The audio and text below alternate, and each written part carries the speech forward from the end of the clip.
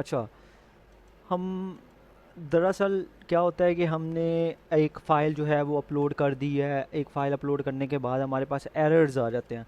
उन एरर्स को हम कैसे रिज़ॉल्व करते हैं और हम बार बार उन एरर्स से कैसे बच सकते हैं। पहले तो पॉइंट इज़ दैट कि आपके पास आपका जो केस है, ये जो आप अपडेट करना चाह रहे हैं, या जो एट्रीब्यूट्स आप चाहते हैं कि ये वाले फ्रंट एंड पे शो होना शुरू हों, तो देखें जब तक ये सक्सेसफुल नहीं होती फाइल, तब तक वो सक्सेसफुल आपके वो टाइटल बुलेट पॉइंट्स कुछ भी एट्रीब्यूट्स जो हैं वो अपडेट नहीं होंगे। तो आपने फ़र्स्ट ऑफ ऑल देखना है कि यार इसके अंदर क्या इशू है। इसके अंदर बेसिकली जब हम इसको क्लिक करते हैं, क्लिक करने के बाद हमारे पास ये फीड्स प्रोसेसिंग समरी आ जाती है। इसमें कुछ एरर्स आ जाते हैं, कुछ वार्निंग्स आ जाती हैं, ठीक है। इन वार्निंग्स और इन एरर्स को, अगर तो वार्निंग आ जाए इसका मतलब ये है कि लिस्टिंग बन जाती है, लेकिन क्या होता है कि आपकी जो वार्निंग है वो कहते हैं अगर आप बार बार करोगे तो ये आपका बैकएंड से ट्रिगर हो जाएगा और आपकी लिस्टिंग डीएक्टिवेट भी हो सकती है अगर आप बार बार एक ही चीज़ बार बार 20-25 दफ़ा डाली जा रहे हैं। तो ये अमेज़ोन की तरफ से वार्निंग होती हैं। जो एरर्स होते हैं, जब तक एरर रिजॉल्व नहीं करेंगे तब तक आपकी जो लिस्टिंग्स हैं वो नहीं बनती। पहले एरर को रिजॉल्व किया जाता है और फिर उसके बाद किया जाता है। अब देखें आपने, इसका मतलब ये है कि समरी में नंबर ऑफ रिकॉर्ड प्रोसीड, आपने एक एंटिटी जो है वो प्रोसीड करवाई है। देखें एक एंटिटी है, ठीक है। उसके बाद आप कहते हो जी number of records with errors. आपने जो चीज़,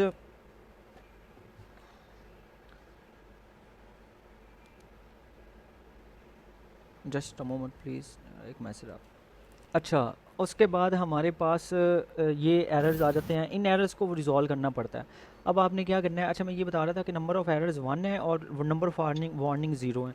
तो पहला पॉइंट ये होता है कि आपने पहले समझना है, अंडरस्टैंड करना है ये रिड्यूस जेनेरिक कीवर्ड्स है। ये जेनेरिक कीवर्ड्स कौन से होते हैं? देखिए, ये जो डाटा डेफिनेशन है, ये टेम्पलेट्स हैं, ये वैलिड वैल्यूज़ हैं, ठीक है। ये इन चीज़ों को आपने लाजमी या माइंड में रखना है कि अगर आपको नहीं समझ लग रही जेनेरिक वर्ड्स क्या होते हैं, आपने डाटा डेफिनेशन में जाना है, कंट्रोल F करना है, यहाँ लिखना है आपने जेनेरिक। अब जेनेरिक वर्ड्स क्या होते हैं, आपको इसकी डेफिनेशन मिल जाएगी। सर्च टर्म्स जिसे कहते हैं, search term that describe your product, no repetition, no competitor brand name are essence, ठीक है। तो हम क्या करते हैं, इसका मतलब ये हो गया कि ये चीज़ होगी। अब उसके बाद आपके पास वो कहता है जी अगर इसको भी हम देख लेते हैं। पहला हम ये करते हैं, इसको रिजॉल्व करते हैं। क्या नाम है, रिड्यूस जेनेरिक वर्ड्स को हम वापस जाते हैं, ठीक है। इधर लिखते हैं, कंट्रोल F किया, जेनेरिक लिखा तो नहीं आया। अब हम क्या करेंगे, सर्च टर्म्स लिखेंगे, क्योंकि ये सर्च टर्म्स होती हैं। अच्छा, सर्च टर्म्स भी लिखने के बाद हमारे पास वो ऑप्शन नहीं आ रहा। अब हम क्या करेंगे, वेरी सिंपल, हम ये जो जेनेरिक होता है ना, ये बुलेट्स पॉइंट्स के पास पड़ी होती है सर्च टर्म्स, बुलेट्स पॉइंट्स वाले एट्रीब्यूट्स में पड़ी होती है सर्च टर्म, बुलेट्स पॉइंट्स ही, और साथ ही उसके वो होती है, ये पड़ी होनी है इधर करके, ये पड़ी हुई है, ये देखें, ये कीवर्ड बुलेट्स पॉइंट, इनको फ्लैट फाइल के अंदर की प्रोडक्ट फीचर्स कहते होते हैं। इसके अंदर ये पड़ी हुई हैं सर्च टर्म्स, ये जेनेरिक कीवर्ड्स पड़े हुए हैं, ठीक है। अब इन जेनेरिक कीवर्ड्स को आपने क्या करना है, generic keywords basically search terms होती हैं, इनको आपने क्या करना है, ख़त्म कर देना,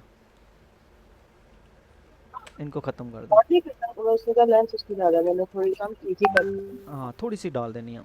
उसके बाद आपके पास ये इशू हो गया। अब दूसरा इशू आपके पास, एक एरर ये था जेनेरिक कीवर्ड, दूसरा एरर क्या था कि value 730 not in valid integer. अब फुलफिलमेंट सेंटर, अब आपने क्या करना है, आपने इसको क्लिक करना है, इसको यहाँ से सर्च कर लेनी है, कॉपी पे कर लेनी है, इधर आनी है, कंट्रोल F कर लेनी है, कंट्रोल F करके सर्च करनी है। सर्च करके हमारे पास ये आ जाता है नंबर ऑफ़ डेज़। अब क्लिक करो, ठीक है।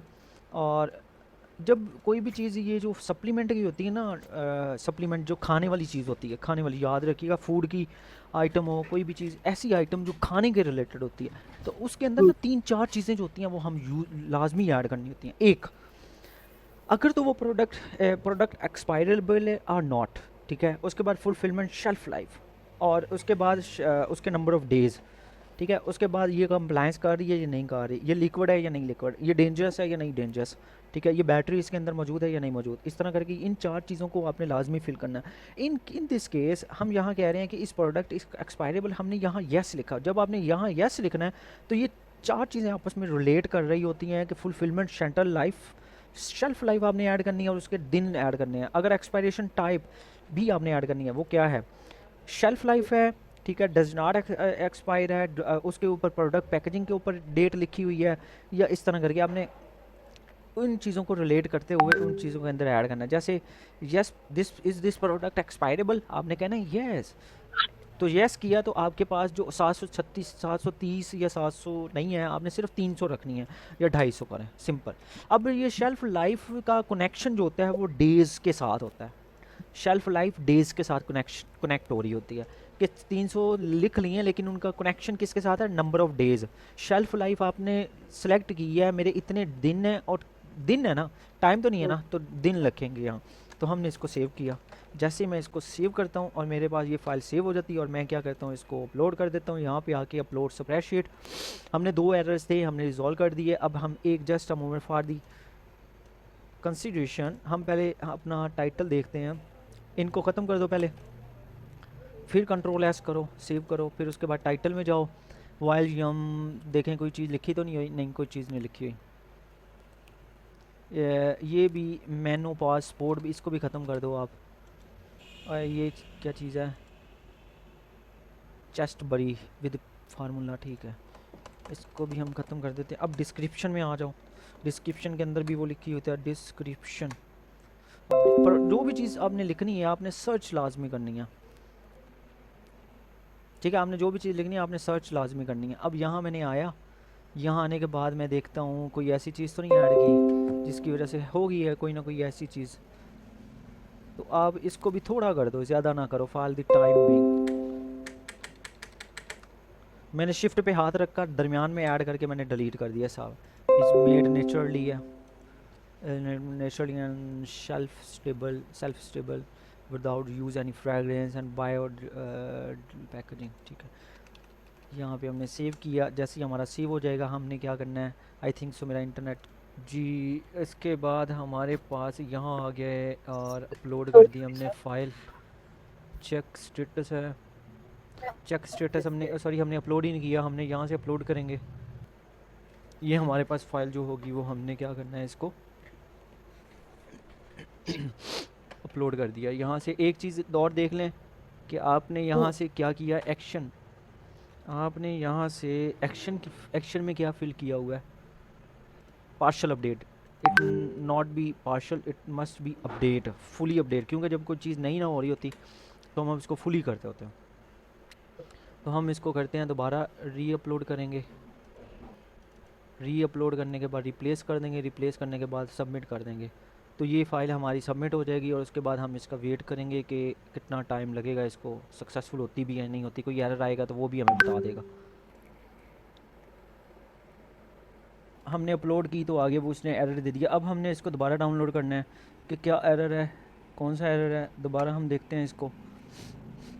2 एरर्स जो उन्होंने मोस्टली हमें बताया था कि ये एरर्स हैं, ठीक है। अब देखें वो फिर अपडेट नहीं हुआ। यहाँ प्लीज़ रिड्यूस दी जेनेरिक, वही एक एक चीज़ जो है वो हमें बार बार बता रहा है। तो हम देखते हैं यहाँ वो कौन सा एरर है। अब नेक्स्ट, या तो वो फाइल जो हमने पुश की है वो सक्सेसफुल नहीं हुई। लाइक सक्सेसफुल का मतलब ये है कि वो सेव नहीं हुई सही तरीके से, क्योंकि हमने तो सेव कर दी थी ना। ये ऐसे घूमने की बजाय सिर्फ और सिर्फ शेल्फ लाइफ लिख दो। शेल्फ एक किसी एक कीवर्ड का नाम लिखिए। देखो हमने तो फाइल जो थी जो बनाई थी वो तो डेट नहीं कर दी थी। हाँ ये लगता है फाइल नहीं सेव हुई, हमने पुरानी वाली फाइल अपलोड कर दी है। वो कोनैन जो कह भी रही काम करो, हाँ जो भी काम करो आप ना उसको,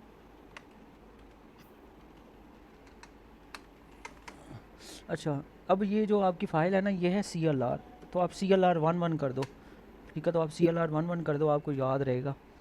और इसी तरह आप दोबारा इसको पुश करके देखो, क्योंकि हमने जो पुराने वाली फ़ाइल अपलोड कर दी है और इसकी वजह से हमें एरर्स आए हैं। हम दोबारा इसको चेक किया है तो दोबारा अपलोड करते हैं। C11 फाइल है वो। तो अब हम इसको पुश करते हैं और अब इंशाल्लाह ताला उम्मीद तो बढ़िया कि हो जाएगी फ़ाइल, या सही तरीके से सेव नहीं हुई जिसकी वजह से बार बार वही एरर आए हैं। लेट्स सी, वेट करते हैं। हो नाउ गई है। Now it's successful. और अब हम इस फाइल को सेव करते हैं। देखें हमेशा एक अच्छी आदत जो होती है ना, मैं कोशिश करता हूँ मेरी टीम जो है वो अच्छी आदत जो है वो सीखे। वो अच्छी आदत क्या चीज़ अच्छी आदत है, वो अच्छी आदत आप भी सीख लें। मैं काफ़ी काफ़ी लोगों को बता चुका हूँ, समझा चुका हूँ। आपकी लिस्टिंग के अंदर एक ही एसन है, वीड रूट है। आप अपनी फ़ाइल जो है उसको रीअरेंज किया करें, उसी के मुताबिक अपना डाटा जो है वो अपनी शीट के मुताबिक जो है वो रीअरेंज किया करें, ताकि आपको कल को अगर कोई कहे भी ना तो कि आपने काम किया, yes I have a lot of work, ठीक है। तो इसको हम, ये CLR रिपोर्ट है और इसके बाद हमने ये कर दिया। अब जैसे हमने किया तो हमने इसको उठाया और इसको उठाने के बाद हमने अपनी फ़्लैट फ़ाइल वाला काम है, जहाँ हम फ़्लैट फ़ाइल की चीज़ें रखते होते हैं, वहाँ आए और हमारे इसके अंदर ऐड गया। ये 4 साल में 500 कैटलॉग के इश्यूज़ मैंने रिज़ॉल्व किए हैं और हमने अपना एक डाटा बैंक बनाया हुआ है, मैंने बनाया हुआ है।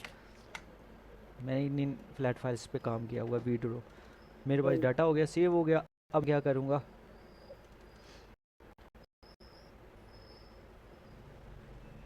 अच्छा अब हमारी लिस्टिंग जो है ना वो सारा कुछ हमने अपडेट कर दिया सक्सेसफुल भी।